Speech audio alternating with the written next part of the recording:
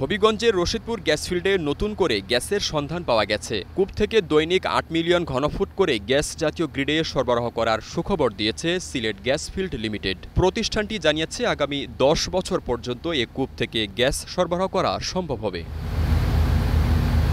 কূপটিতে ড্রিলড steam test শেষ হয়েছে, এখন প্রোডাকশন টেস্টের প্রস্তুতি চলছে। মনে করা যাচ্ছে যে ৮ থেকে ১০ মিলিয়ন ঘনফুট হারে গ্যাস এই কূপ থেকে প্রোডাকশন হতে পারে। তো এটা আগামী ৭ থেকে ১০ দিনের মধ্যে আমাদের প্রোডাকশন টেস্ট হবে। প্রোডাকশন টেস্টের পরে এটা নিশ্চিত হওয়া যাবে। আমাদের প্রোডাকশন টেস্টিংয়ের পরেই প্রকৃত তথ্য জানা যাবে।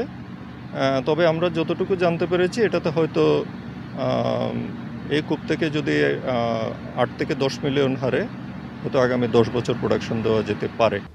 গ্যাস ফিল্ডের ৩ নম্বর কূপের গ্যাসের মজুদ শেষ হয়ে যাওয়ায় নতুন স্তরে অনুসন্ধানের সিদ্ধান্ত নেয় কর্তৃপক্ষ।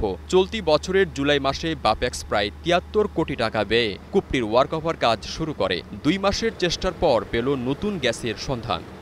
আমাদের যেটা স্বাভাবিক প্রক্রিয়া সেটা হচ্ছে আমাদের যে কূপগুলো আছে সেগুলোতে কোনো একটা লেয়ারে যখন গ্যাস শেষ হয়ে যায় তখন ওয়ার্কওভারের মাধ্যমে পরবর্তী যে লেয়ারগুলো আছে সেগুলো থেকে প্রোডাকশন দেওয়া হয়ে থাকে। এক্ষেত্রেও আমাদের যে কূপগুলো এখন আছে সেগুলোর উৎপাদন ভবিষ্যতে শেষ হয়ে গেলে ওয়ার্কওভারের মাধ্যমেই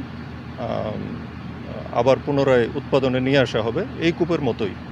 বর্তমানে রশিদপুর গ্যাস ফিল্ডের ১১টি কূপের মধ্যে ৭টি কূপ থেকে প্রতিদিন গড়ে ৬২ মিলিয়ন ঘনফুট গ্যাস জাতীয় গ্রিডে সরবরাহ করা হচ্ছে। Desk report, star news.